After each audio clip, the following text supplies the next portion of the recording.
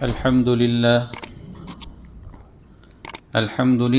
نحمده ونستعينه ونستغفره ونؤمن به ونتوكل عليه ونعوذ بالله من شرور أنفسنا ومن سيئات أعمالنا من يهده الله فلا مضل له ومن يضلله فلا هادي له ونشهد أن لا إله إلا الله وحده لا شريك له ونشهد أن سيدنا ومولانا محمدا عبده ورسوله أما بعد فأعوذ بالله من الشيطان الرجيم بسم الله الرحمن الرحيم إذا جاء نصر الله والفتح ورأيت الناس يدخلون في دين الله أفواجا فسبح بحمد ربك واستغفره إنه كان توابا۔ یہ سورہ نصر ہے جو مدنی صورت ہے، 3 آیتیں۔ اللہ رب العزت اس میں فرماتے ہیں کہ جب اللہ کی مدد اور فتح آ جائے اور تم لوگوں کو دیکھو کہ فوج در فوج اللہ کے دین میں داخل ہو رہے ہیں، تو اپنے پروردگار کی حمد کے ساتھ اس کی تسبیح کرو اور اس سے مغفرت مانگو، یقین جانو کہ وہ بہت معاف کرنے والا ہے۔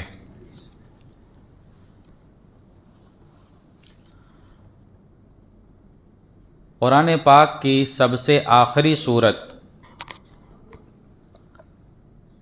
یہ سورہ نصر نازل ہوئی۔ اس میں تو کسی کا اختلاف نہیں ہے، مکمل جو صورتیں نازل ہوتی تھی اس میں سب سے اخیر میں جو صورت نازل ہوئی وہ یہ سورہ نصر ہے۔ اس کے بعد کچھ آیتیں نازل ہوئی لیکن مکمل صورت کوئی نازل نہیں ہوئی۔ اس کے اندر جس فتح کا ذکر ہے اس سے مراد فتح مکہ ہے، اس میں کسی کا اختلاف نہیں کہ فتح مکہ کا اللہ رب العزت نے اس میں ذکر فرمایا۔ لیکن یہ صورت کب نازل ہوئی اس میں 2 قول ہیں، فتح مکہ سے پہلے نازل ہوئی یا فتح مکہ کے بعد نازل ہوئی۔ بعض مفسرین نے لکھا ہے کہ یہ فتح مکہ سے پہلے، فتح خیبر کے بعد، جب خیبر فتح ہوا سن ہجری 7 میں محرم میں خیبر فتح ہوا اور اس سے واپسی ہو رہی ہے اور ابھی مدینہ پہنچے نہیں ہیں اور راستے میں یہ صورت نازل ہوئی۔ بعض مفسرین فرماتے ہیں کہ یہ فتح مکہ کے بعد نازل ہوئی۔ جو فرماتے ہیں کہ فتح مکہ سے پہلے نازل ہوئی وہ یوں لکھتے ہیں کہ اس کے بعد یعنی سورت کے نازل ہونے کے بعد اللہ کے رسول صلی اللہ علیہ وسلم 2 سال دنیا میں رہے اور پھر آپ دنیا سے پردہ فرما گئے۔ لیکن بعض مفسرین فرماتے ہیں کہ یہ فتح مکہ کے بعد نازل ہوئی اور اس کے بعد حضرت ابن عمر رضی اللہ تعالیٰ عنہما کی روایت،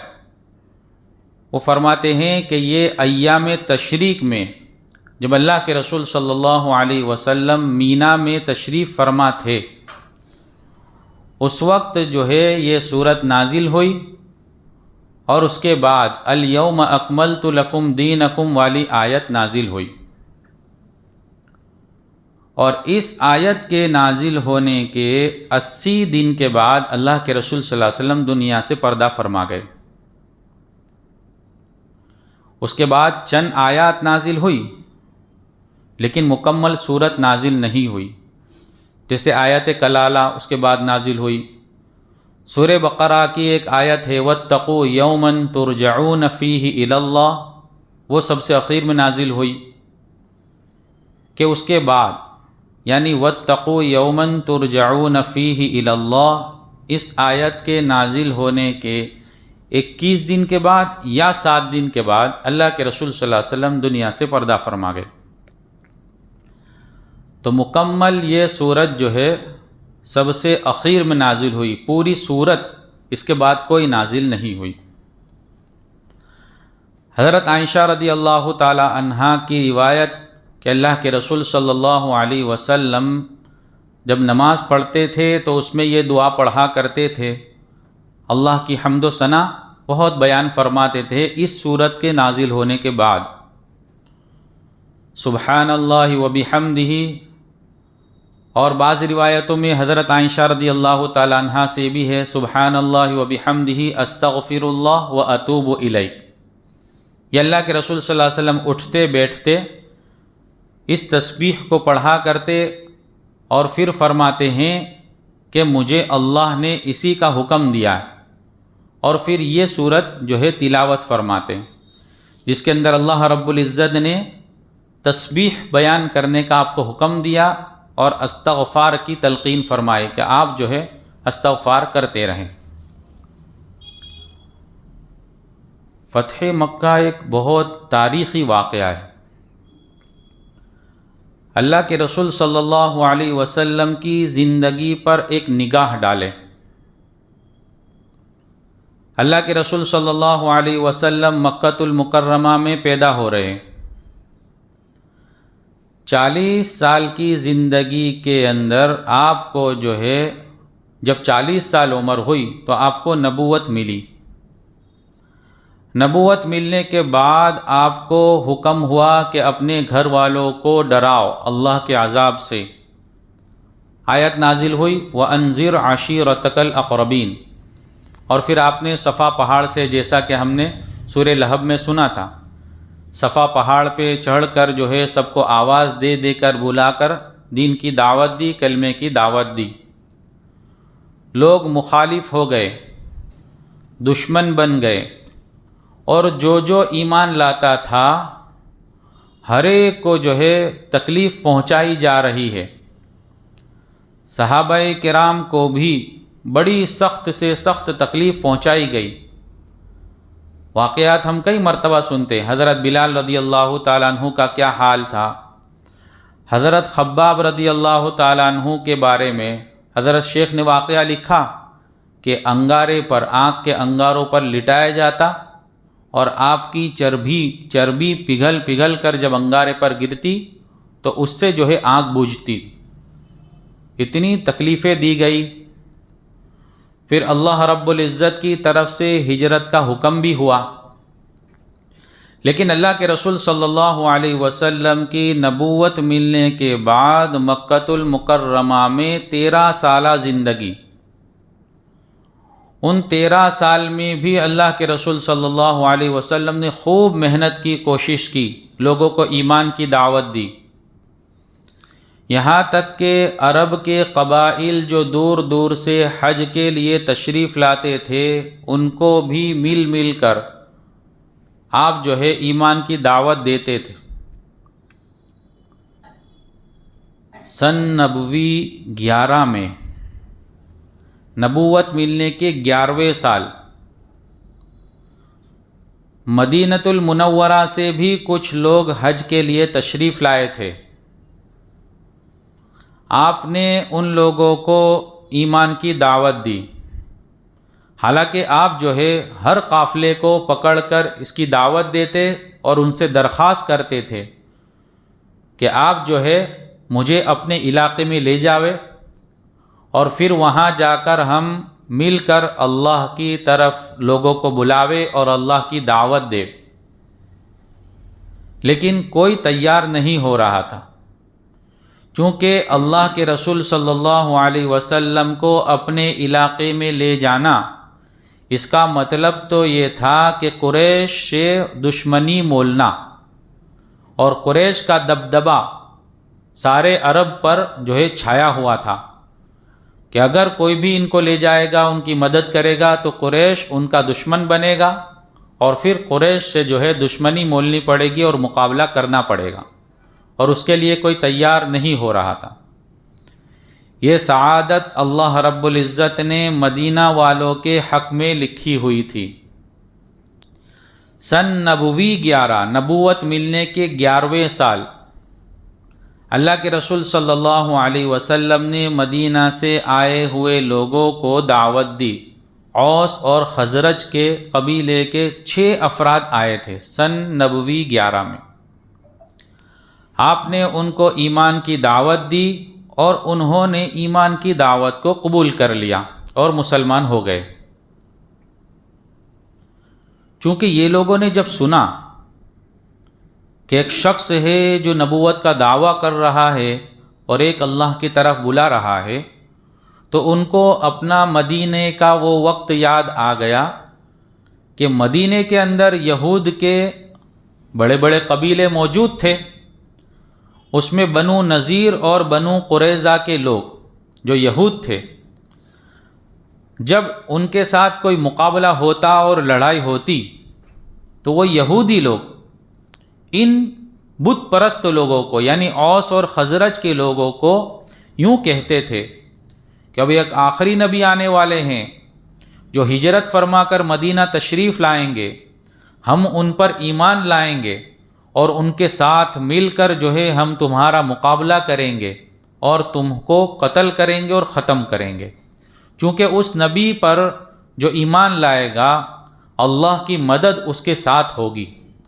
یہ یہودی لوگ ان اوس اور خزرج کے لوگوں کو کہا کرتے تھے، چونکہ ان کی کتاب میں وہ پڑھ چکے تھے، لیکن ان کو غلط فہمی یہ ہو گئی تھی کہ وہ آخری نبی بھی ہم ہی میں سے آئے گا، یعنی بنی اسرائیل میں سے آئے گا، اور وہ بنو اسرائیل میں سے نہیں آئے بلکہ بنو اسماعیل میں سے آ گئے، تو اس وجہ سے وہ ایمان نہیں لائے۔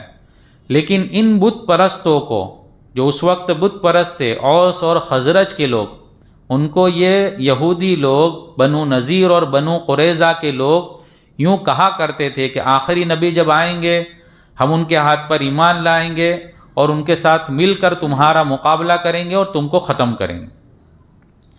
جب اللہ کے رسول صلی اللہ علیہ وسلم سن نبوی 11 میں اوس اور خزرج کے لوگوں کو ایمان کی دعوت دیتے ہیں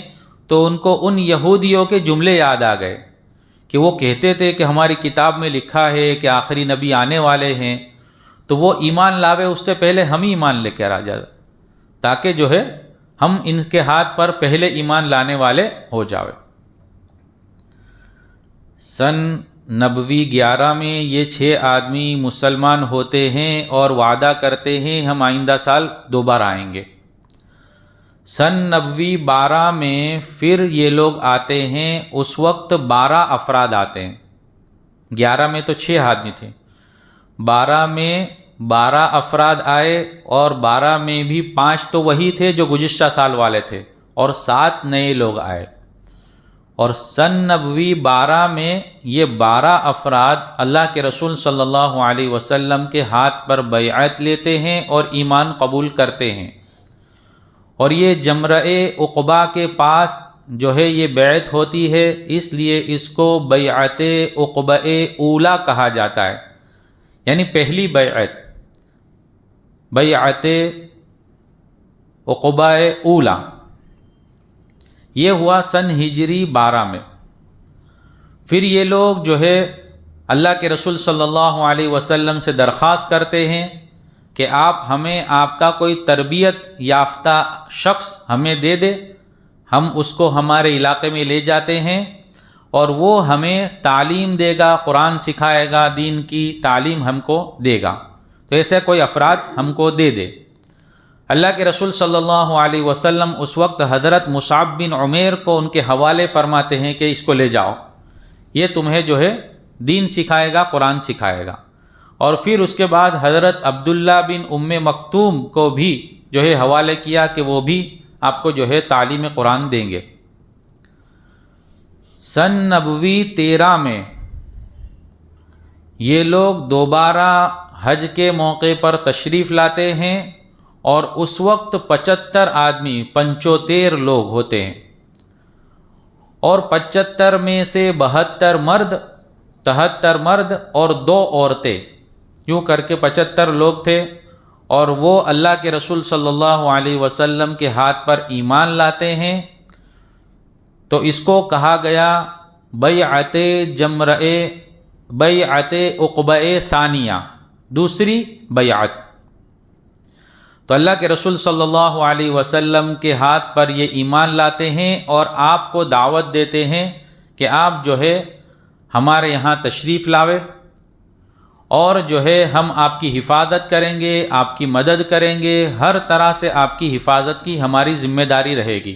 کیونکہ یہ لوگ جان رہے تھے کہ اللہ کے رسول صلی اللہ علیہ وسلم کو مدینہ لے جانا مطلب یہ ہے کہ اب قریش کے ساتھ دشمنی مولنا۔ تو وہ ہر اعتبار سے تیار ہو گئے کہ ہم آپ کی حفاظت بھی کریں گے، آپ کی مدد بھی کریں گے، اور ہر طرح سے آپ کا ساتھ دیں گے۔ تو یہ دعوت دے کر جاتے ہیں، اور سن نبوی 13 کے ختم پر ہجرت کا حکم نازل ہوتا ہے، اور اللہ کے رسول صلی اللہ علیہ وسلم صحابہ کو ہجرت کرنے کی اجازت دیتے ہیں، اور کچھ حضرات آہستہ آہستہ ایک ایک دو کر کے ہجرت فرماتے ہیں،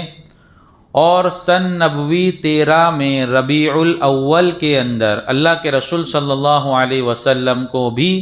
ہجرت کی اجازت مل جاتی ہے، اور آپ جو ہے ہجرت فرماتے ہیں۔ اس کے بعد آپ مدینہ پہنچتے ہیں، اور اس کے بعد جو واقعات ہوئے اور فتح مکہ ہوا، جس کو ہم انشاءاللہ پھر سنیں گے۔ سبحان اللہ، سبحان